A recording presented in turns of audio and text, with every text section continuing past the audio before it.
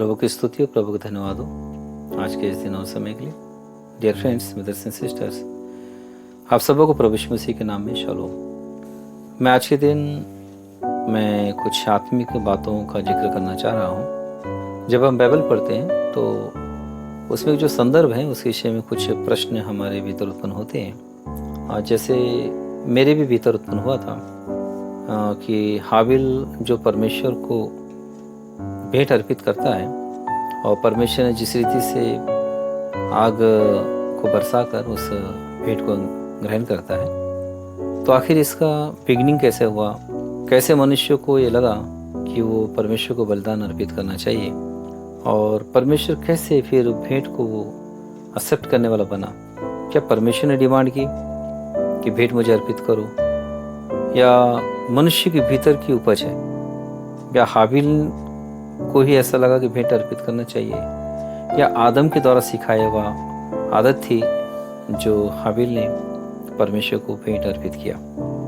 ऐसे कुछ प्रश्न हैं जिस प्रश्न का उत्तर हमें बाइबल पढ़ते समय उत्पन्न होता है और उस समय उत्तर मिलता नहीं है। और ज़रूर परमेश्वर अपनी आत्मा द्वारा कभी न कभी इन बातों को उत्तर देते हैं। तो मैं जब ऐसी बातों के विषय में जब मैं सोचता हूँ, जब मेरे अंदर प्रश्न उत्पन्न होता है, तो मैं प्रार्थना करता हूँ और पर्याप्त समय तक इंतजार करता हूँ जब तक प्रभु उसका उत्तर मुझे ना दे दे। उसका उत्तर प्रभु अपने समय में देता है और तब तक मुझे ज़रूर इंतजार करना पड़ता है। तो जिस टॉपिक के विषय मैंने भी बात की कि वेदी बनाने का विचार या उस पर भेंट चढ़ाने का विचार हाबिल को कैसे आया, जो हमारे आत्मिक जीवन का जो उद्देश्य है वो ये है कि हमारा विश्वास बना रहे। जो मसीह में है वो विश्वास हमारा बना रहे, उस विश्वास का जो रिजल्ट हमें जो है उद्धार के रूप में मिलता है वो हमें प्राप्त होता रहे। तो इसीलिए जो भी हमारे विश्वास को डगमगाता हो, हमारे विश्वास को हिलाता हो, हमारे विश्वास को कमज़ोर करता हो, उन चीज़ों से हमको बचने की आवश्यकता है। पर हमारे विश्वास को जो बढ़ाते हो और बाइबल की जो हम बातें पढ़ते हैं उसे पुष्ट करते हो, या उसके जो गैप लगते हो गैप भरते हो, उन सारी चीज़ों को हम ले सकते हैं। वो भी सेकेंडरी, बाइबल को उतना महत्व देकर नहीं, सेकेंडरी रूप से ले सकते हैं। तो इसी बेस पर मैं जो एडम और ईव की जो पुस्तकें हैं उसमें से पहली पुस्तक के 22-23वें अध्याय के विषय में जिक्र करना चाह रहा हूँ। यहाँ पर पहला वेदी बनाई जाती है और वेदी बनाने का जो कारण है वो ये है कि आदम परमेश्वर से बातें करता रहता है, परमेश्वर से यह विनती करता है कि उसे अदन की वाटिका में फिर से ले जाए, पर परमेश्वर ने उसके लिए समय ठहरा देता है कि उस समय के भीतर तुम्हें अदन की वाटिका में प्रवेश नहीं मिलेगा, तुमको बाहर रहना होगा। और ये वो समय है जब मैं मनुष्य के रूप में आऊँगा, ऐसे करके आदम से कहता है। तो आदम उसे नहीं समझने की स्थिति में रहता है, तो परमेश्वर उसे बातें करना बंद कर देता है। जब परमेश्वर उससे बातें करना बंद कर देता है तो आदम वहाँ से जाता नहीं है और वहीं पर खड़े होकर हवा से कहता है कि हवा तू कमर बांध ले और मैं भी कमर बांध लेता हूँ, चलो अब दोनों मिलकर एक काम करते हैं। और वो दोनों मिलकर ये करते हैं कि वहाँ पर कुछ पत्थरें रहती हैं, उन पत्थरों को उठाकर वो वेदी का स्वरूप देना शुरू करते हैं। उनके मन में ये बात कैसी उपजी, इसका जिक्र तो वहाँ नहीं है कि एक पत्थर का ढेर वहाँ पर क्यों लगाना है उनको। पर जब वो पत्थरों का ढेर लगाते समय में तो आदम का वो शायद हाथ कट जाता है, तो उसका बॉडी से कुछ खून बहने लगता है। जब खून बहने लगता है तो वेदी में लग जाता है, और वेदी में लगता है तो फिर लोग क्या करते हैं कि जो बाहर में जो पत्ते गिरे रहते हैं अदन की वाटिका के बाहर का जो सराउंडिंग में, उन पत्थों को लेकर वेदी पर का जो लगा वो खून को पोंछने लगता है आदम। और जो वेदी के बाहर जो रेत में आदम का खून टपक के गिरा रहता है, उस खून को उस खून भरे रेत को उठाकर वेदी में डालते हैं। तो वो एक रीति से परमेश्वर को अपना खून अर्पित किया हुआ का एक निशाने के रूप में वहाँ पर चिन्हित होता है। तो परमेश्वर आदम के उस प्रयास को देखता है, और जब आदम वहाँ पर उस वेदी को बनाकर फिर उसका जो खून रेत में गिरा था उसे उठाकर जब वेदी के अंदर डालता है, फिर वहाँ खड़े होकर आदम और दोनों प्रार्थना करते हैं परमेश्वर से कि पापों की क्षमा के लिए गुहार लगाते हैं, और उनकी जो बदतर हालत रहती है उसे के सुधार के लिए जब प्रार्थना करते रहते हैं, तो परमेश्वर को ये बात भाता है उसकी लगन, पापों को क्षमा के लिए उसका प्रयास, उसकी प्रार्थना, और किस रीति से वो वेदी को बनाता है पर परमेश्वर के लिए करता है, और उसमें अनजाने में उसका लोहू का टपकना और उसे वेदी में डालना परमेश्वर को ये भाता है, उसे अच्छा लगता है। तब परमेश्वर फिर आदम से बातें करता है, और उस समय आदम से बातें करता है और कहता है कि जिस रीति से तेरा लोहू बहा वैसा मैं लोहू बहाने के लिए आऊँगा, और जब मैं धरती में आऊँगा मनुष्य के रूप में, मेरा लोहू बहाऊँगा, तभी तुमको वो जो छुटकारा है वो शांति मिलेगा। तब तक तुमको इंतजार करना पड़ेगा। तुझे तेरे संतानों को मैं छुटकारा दूंगा, पर मेरे ठहराए समय दूंगा करके परमेश्वर से बातें करता है। तो उसका संदर्भ के समय में और एक बात यह है कि आदम जब प्रार्थना करता परमेश्वर से, उसकी प्रार्थना का जो मूल भाव है, जो मत्ती सुसमाचार के 6वें अध्याय के 9 से 13 वचनों में जो है, हमारे प्रभु यीशु मसीह ने अपने प्रेरितों को वो प्रार्थना सिखाया था। हे हमारे पिता, तू जो स्वर्ग में है, तेरा नाम पवित्र माना जाए, तेरा राज्य आए, तेरी इच्छा जैसे स्वर्ग में पूरी होती है वैसे ही पृथ्वी पर भी हो। हमारे दिन भर की रोटी आज हमें दें, और जिस प्रकार हमने अपने अपराधियों को क्षमा किया है वैसे ही तू भी हमारे अपराधों को क्षमा कर, और हमें परीक्षा में ना ला परंतु बुराई से बचा, क्योंकि राज्य, पराक्रम और महिमा सदा तेरी ही है। आमीन। तो जिस रीति से चेलों को प्रार्थना करना प्रभु यीशु ने सिखाया, तो आदम की जो प्रार्थना थी परमेश्वर से उसी भाव में था। परमेश्वर पराक्रमी है, परमेश्वर महान है, परमेश्वर दयालु है, फिर परमेश्वर पवित्र है, तू पवित्र है, तूने ही सृष्टि बनाया है। ऐसी कुछ बातों का जिक्र करते हुए आदम क्षमा याचना करता है, मतलब तेरा राज्य है, तेरा तू ऐसी दया कर मुझ पर, हम पर, कि हम सताए न जाए, हम परेशान हैं, हम इनसे छुटकारा दे। उसके प्रार्थना भाव था। तो जैसे प्रभु यीशु मसीह ने अपने चेलों को सिखाया, उसी भाव के अनुसार जब आदम प्रार्थना कर रहा था तो परमेश्वर को भाया, और परमेश्वर ने उससे वादा किया कि उसके लिए छुटकारा अवश्य परमेश्वर करेगा। तो मेरा कहने का मतलब ये है, इतना वर्णन करना मेरा उद्देश्य नहीं है। मेरा उद्देश्य बस यही था कि पहली वेदी कैसी बनी, क्योंकि जब इस वेदी के विषय में पढ़ते हैं, जब हाबिल ने भेंट चढ़ाई थी परमेश्वर को, तो उस समय कुछ तरह के प्रश्न आते हैं, जैसे परमेश्वर को क्या भेंट की जरूरत है, या परमेश्वर ने कहा था आदम को या हाबिल को भेंट चढ़ा, या हाबिल को क्यों लगा कि भेंट चढ़ाना है।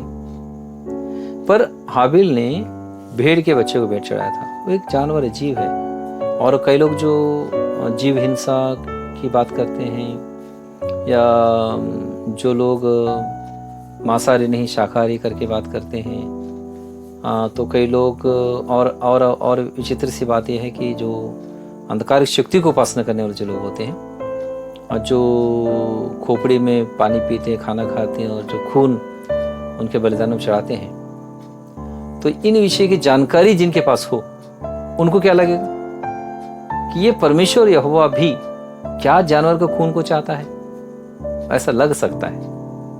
तो उस नजरिए से भी जब मुझे विचार आया, तभी मुझे लगा एक ऐसी बात है कि जो लोग अंधकार शक्ति उपासना करते हैं, और वो जो पशुओं का, पक्षियों का खून बलिदान करके चढ़ाते हैं, पर परमेश्वर यहोवा को भी क्या खून की आवश्यकता है?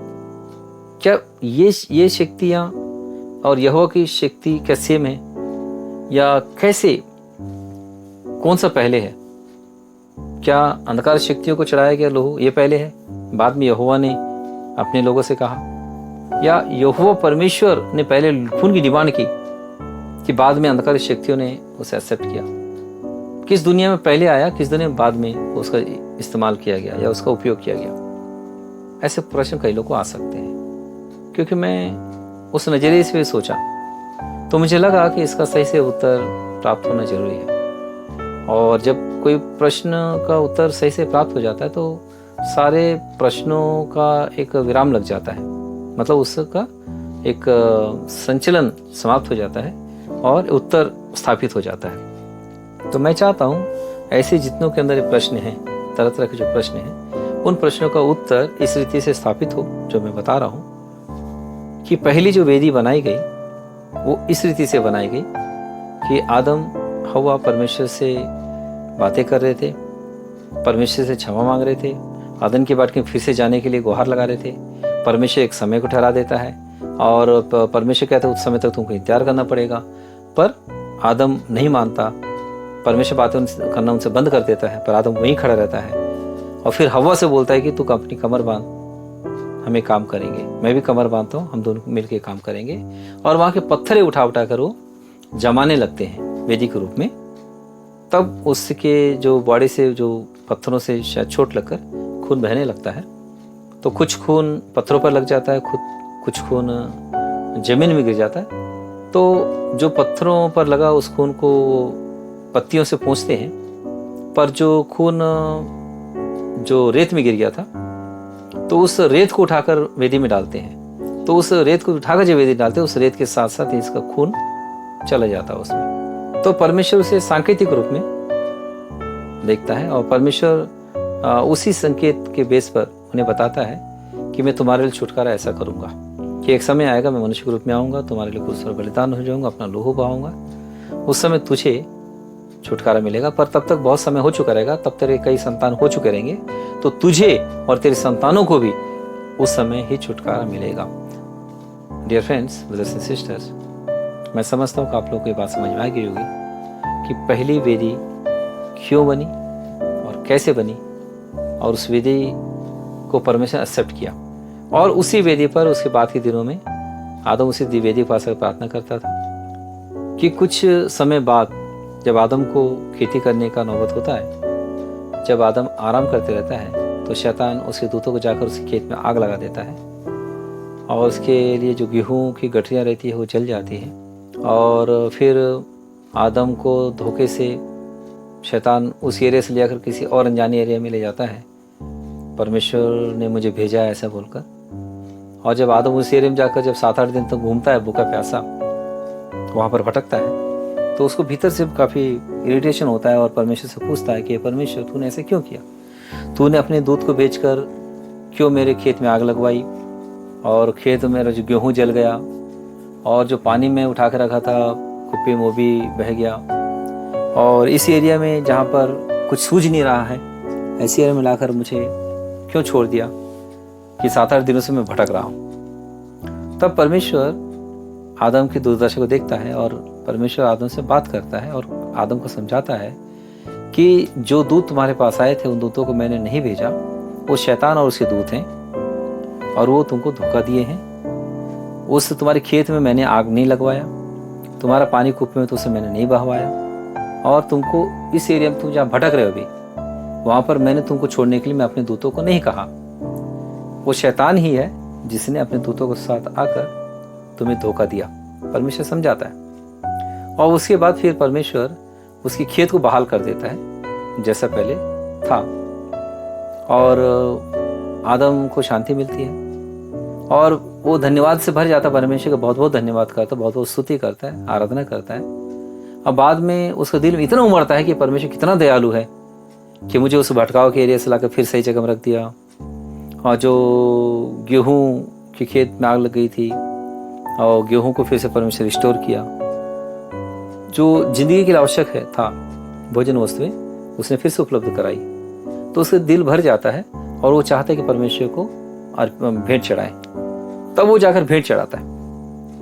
आदम को फिर ऐसा लगता है कि सप्ताह में 3 बार भेंट चढ़ाऊंगा, और वो क्या करता है कि बुधवार के दिन और फिर शुक्रवार के दिन और रविवार के दिन भेंट चढ़ाता है, विश्राम दिन के एक दिन पहले और उसके एक दिन पहले छोड़कर और एक दिन पहले, अर्थात शुक्रवार और बुधवार को, और विश्राम दिन के बाद के दिन रविवार के दिन। तो परमेश्वर को अच्छा लगता है और परमेश्वर उससे प्रसन्न होता है और आदम से कहता है, हे आदम, तुम जिन दिनों को तूने चुना, तूने अनजाने में चुना, पर फिर भी उसके बावजूद भी ये दिन जो है वो मेरे ओर से भविष्य में जिन दिनों में काम करने वाला हूँ तुम लोग के उद्धार के लिए, ये वही दिन है। अर्थात बुधवार का दिन तैयारी का दिन, फिर उसके बाद शुक्रवार बलिदान का दिन, क्रूस पर बलिदान होने का दिन, और रविवार जो है जी उठने का दिन। तो अनजाने में पर तूने इन दिनों को चुना, पर तूने बिल्कुल सही चुना, मैं इससे खुश हूँ और तेरी अर्पण को मैं अंगीकार करता हूँ करके वो अंगीकार करता है। तो मैंने इस बात को और ऐसा समझा कि जब इजरायलियों को बलि के प्रावधानों के विषय में जब सिखाया जाता है तो पहला होता है होम बलि, दूसरा होता है अन्न बलि। तो ये जो अन्न बलि के रूप में मैंने इसे देखा, आदम ने जो उसकी फसल में से कुछ लेकर उसने परमेश्वर को अर्पित किया, तो अन्न बलि के रूप में उसने लोहू बहा हुआ जो रेत वेदी में डाला, वो होम बलि के रूप में।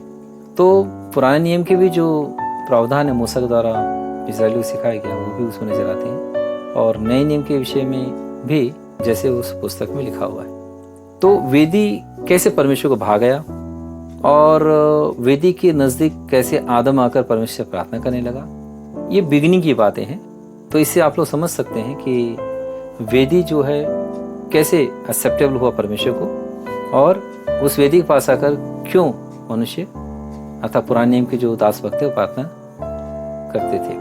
और ये बात मैं क्लियर करना चाह रहा हूँ, इस पुस्तक में भी लिखा हुआ है कि जो भेंट चढ़ाना, जो आदम ने भेंट चढ़ाने का प्रयास किया वेदी बनाकर, वो परमेश्वर की इच्छा के अनुसार नहीं था। परमेश्वर की इच्छा अनुसार तो नहीं था, पर आदम की लगन को देखकर परमेश्वर ने उसे एक्सेप्ट किया। और फिर परमेश्वर ने उनसे कहा भी, आदम हवा से, जब भी प्रार्थना करना चाहो तुम इस रीति से कर सकते हो, मैं तुम्हारी सुनूंगा।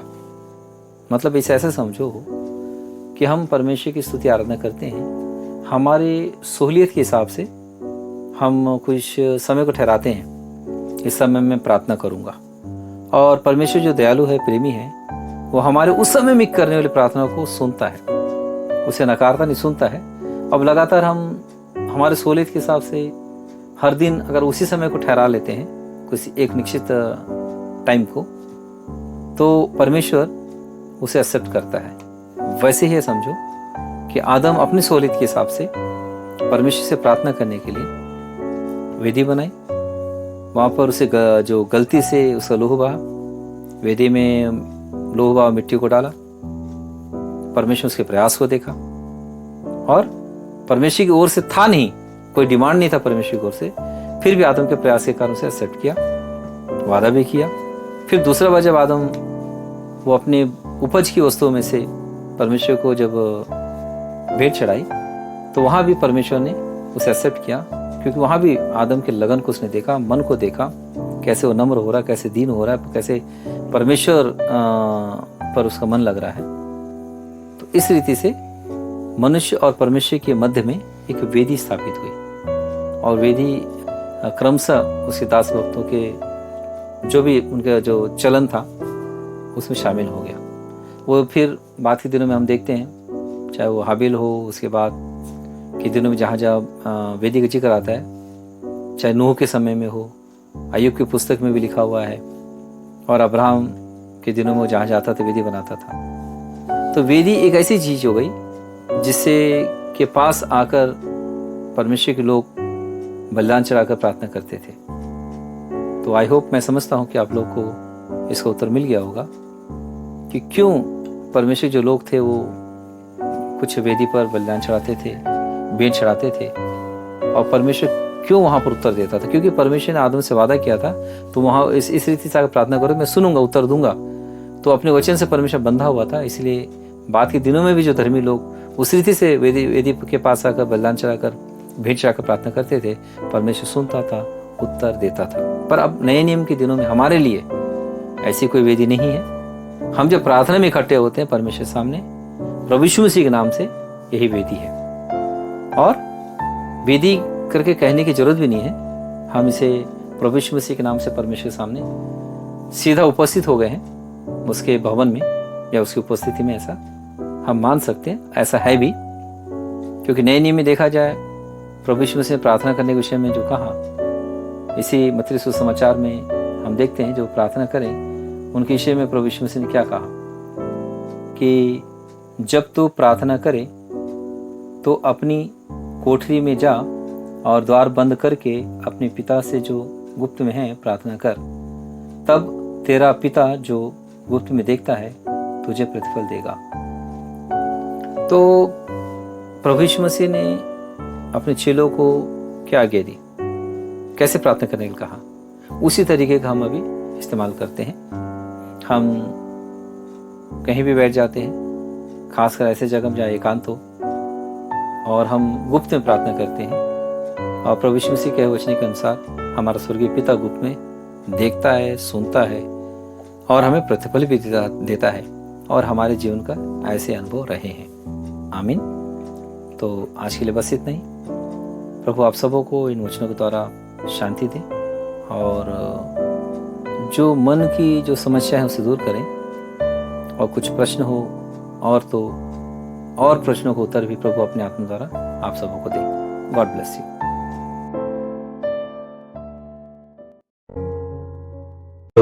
तूने मुझे दिया इस आज्ञा को पूरी करो,